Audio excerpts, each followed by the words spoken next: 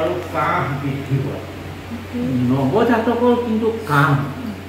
নৱজাতকক pneumonia diagnosis কৰিবলৈ আমি বেলেগ কিছুমান লক্ষণ চাওঁ তাৰ মাজত প্ৰথমটো লক্ষণ হ'ল উশাহ লোৱা নহয়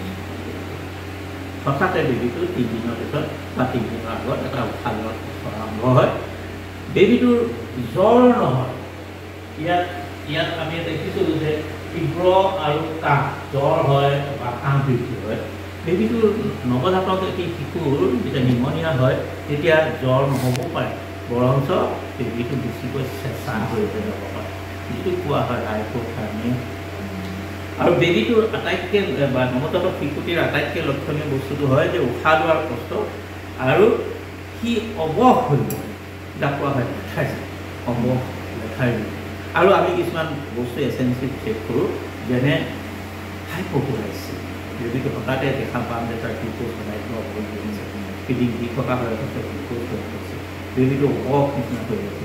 বেবীটোৰ কিন্তু কিবা কাহ হ'ব জ্বৰ হ'ব তাৰপিছতে আমি নিউমনিয়া ডায়েগনচিছ কৰিম সেইটো নহয় গতিকে নৱজাতকৰ নিউমনিয়া ডায়েগনচিছ কৰাটো আমি প্ৰথম লক্ষণটো চাব লাগিব যে তাৰ উশাহটো ভালকৈ হৈছে বেবীবিলাকৰ যেতিয়া লাঞ্চখনত প্ৰদাহ আৰম্ভ হয় কেইবাটাও পদ্ধতিৰ কাৰণে বেবীবিলাকৰ এই লক্ষণ দেখায় প্ৰথমতে হ'ল যে আমাৰ লাঞ্চত যেতিয়া ইনফেকশ্যন হয় বতাহৰ পৰা আমি অক্সিজেন লওঁ অক্সিজেনটো ব্লাডলৈ যায় আৰু কাৰ্বন ডাই অক্সাইড হাওঁফাওঁ কাম সেইটো উশাহ লয় উশাহ লোৱাৰ পৰা অক্সিজেন লৈ যায় তেজলৈ আৰু তেজৰ পৰা কাৰ্বন ডাই অক্সাইড লৈ আহি সেই হাওঁফাওঁখনে উলিয়াই সেইটোৱে কাম আছিলে কিন্তু যেতিয়া নিউমনিয়া হয় বা প্ৰদাহ হয় এনেকুৱা আপোনাৰ বেক্টেৰিয়েল নিউমনিয়া হয় তেতিয়া সেই এক্সচেঞ্জ বস্তুটো কমি যায় যে কাৰ্বন ডাই অক্সাইড উলিয়াই দিয়া অক্সিজেন লৈ লোৱা এই কথাটো কমি যায় তেতিয়া বেবীটোৱে কি কৰে বেবীবিলাকৰ প্ৰত্যেকৰে বা আমাৰ নিজৰ চবৰ সকলোৰে এটা কম্পেনচেটৰী মেকানিজিম আছে যে আমাৰ দেহাটোত হঠাতে যদি কিবা এটা হয় আমাৰ দেহাটোৱে নিজে প্ৰথমতে চেষ্টা কৰে যে কি ধৰণে নিজকে ঠিক কৰিব পাৰে ঠিক নৱজাতক শিশুটিও তেনেকৈ চেষ্টা কৰে সি তেতিয়া প্ৰথমতে কি কৰে যে উশাহটো খৰকৈ যিহেতু তাৰ দেহাটোত কাৰ্বন ডাই অক্সাইড জমা হৈ গৈ আছে ভালকৈ কাৰ্বন ডাই অক্সাইডটো ওলাই যাব পৰা নাই তেতিয়া তাৰ মগজুটোৱে কয় যে তই অকণ উশাহ খৰ সেইকাৰণে আমি নিউমনিয়া হ'লে বেবীবিলাকৰ উশাহটো বেছিকৈ যদি সেইটোত আমি ধৰিব পৰা নাই তেনেহ'লে দেহাৰ মগজুৰ পৰা আৰু এটা চেণ্টাৰ আহে তেওঁলোকে কয় যে উশাহটো খৰকৈ ল'লে নহ'ব এতিয়া উশাহটো জোৰকৈ ল'ব আৰু বহলকৈ মনিবলৈ চেষ্টা কৰে তেতিয়া নৱজাতকটোৱে কি কৰে উশাহটো বুকুত বেছিকৈ মনিবলৈ চেষ্টা কৰে তাৰ ফলত কি হয় কিছুমান সোমাই যোৱা অংশ দেখোঁ যিটো কোৱা হয় ৰিফ্ৰেকশ্যন সোমাই বিশেষকৈ পেটৰ আৰু বুকুৰ এই সংযোগস্থলটোকে সোমাই যায় ই নিউমনিয়াৰ অত্যন্ত গুৰুত্বপূৰ্ণ লক্ষণ গতিকে সেই ৰিফ্ৰেকশ্যন তাৰপিছতো যদি দেখা যায় আমি ধৰিব পৰা নাই দেখোন বা কমিউনিটিত কোনোবা এটা বেবী আছে কোনেও চোৱা নাই তাৰ উশাহ খৰ হৈ আছে ৰিফ্ৰেকশ্যন হৈ আছে তাৰপিছতো আমি চেষ্টা কৰা নাই তাক হেৰি কৰিবলৈ তেতিয়া শিশুটিয়ে কি কৰিব এটা উশাহটো লয় যে উশাহটো যে এৰি দিয়া অৱস্থাটো বতাহটো বেছি দেৰি ৰাখিবৰ কাৰণে সি অকণমান দেৰি উশাহটো ৰখাই দিয়ে সেই ৰখাই দিওঁতে কি হয় তাৰ এটা শব্দ হ'ব লাগিব সেইটো কি বুলি কয় ভ্ৰান্তি গতিকে আমি দেখিলোঁ 3টা লক্ষণ হয়গৈ ক্ৰমান্বয়ে হয় যদি আমি আটাইতকৈ লক্ষণ যদি এটা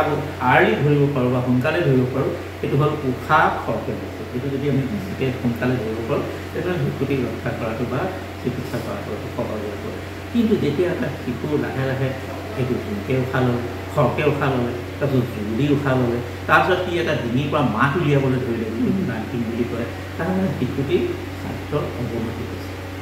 এই গ্ৰান্টিং অৱস্থাৰ পৰা শিশু এটা বচোৱা অলপমান বেছি কষ্ট হয় কিন্তু যদি আমি খৰকৈ লোৱা উশাহটোতে ধৰিব পাৰোঁ বেবীটো তেনেহ'লে তাক চিকিৎসা কৰাটো সহজ হৈ পৰে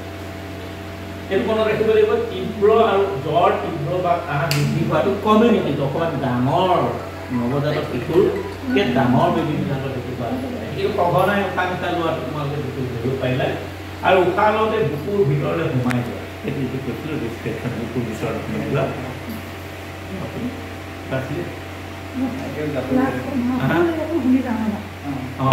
বুকুৰ ভিতৰলৈ সোমাই যোৱা বিশেষকৈ পেট আৰু বুকুৰ সংযোগস্থলৰ ভিতৰখিনি সোমাই যোৱাটো হয় ৰিফ্ৰেকশ্যন আৰু জ্বৰ বেছি হয় এইটো হ'ল কমিউনিটি নিউমনিয়া বা নৱজাতকতকৈ ডাঙৰ যিবিলাক শিশু মানে 2 মাহৰ ওপৰৰ শিশু সিহঁতৰ জ্বৰ হোৱাৰ সম্ভাৱনা বেছি থাকে কিন্তু নৱজাতকৰ যেতিয়া নিমনিয়া হয় তেতিয়া জ্বৰ থাকে এতিয়া নিমনিয়া প্ৰতিৰোধ কেনেকৈ কৰে আমি সেইটো চাওঁ হা শিশুকালত শীতকালত গৰম ঊলৰ কাপোৰেৰে আৱৰি ৰাখিব আৰু খালী ভৰিৰে খোজকাঢ়িব মানে এক্সপ'জাৰ টু কোল্ড ঠাণ্ডাত যাতে শিশুটো বিশেষকৈ এতিয়া ঠাণ্ডা আহি আছে নৱেম্বৰ ডিচেম্বৰ জানুৱাৰী ইত্যাদি ঠাণ্ডাৰ দিন গতিকে ঠাণ্ডাৰ দিনত যাতে শিশুটি শীতত কষ্ট নাপায় তাৰ কাৰণে শিশুটিক সুন্দৰকৈ কাপোৰ পিন্ধাব লাগে আৰু ভৰি আৰু হাতত মোজা পিন্ধাব লাগে মূৰত টুপি পিন্ধাব লাগে নৱজাতকক আৰু বিশেষকৈ সুদা ভৰিয়ে অলপ ডাঙৰ শিশুবিলাকক খোজকাঢ়িবলৈ দিব নালাগে নেক্সট প্ৰিচিপিটেটিং বা ট্ৰিগাৰিং বস্তু কিছুমান থাকে এটা হ'ল যে ঘৰত ধোঁৱা পৰিহাৰ কৰিব আজিকালি অৱশ্যে প্ৰায়ভাগতে ঘৰত ধোঁৱাৰ বস্তুটো কমাই আনিবলৈ চেষ্টা কৰা হৈছে আৰু বহুত ঠাইত হৈছে খৰিৰ ব্যৱহাৰ প্ৰায় কমি গৈছে গেছবিলাক উপলব্ধ কৰাইছে গতিকে দেখা গৈছে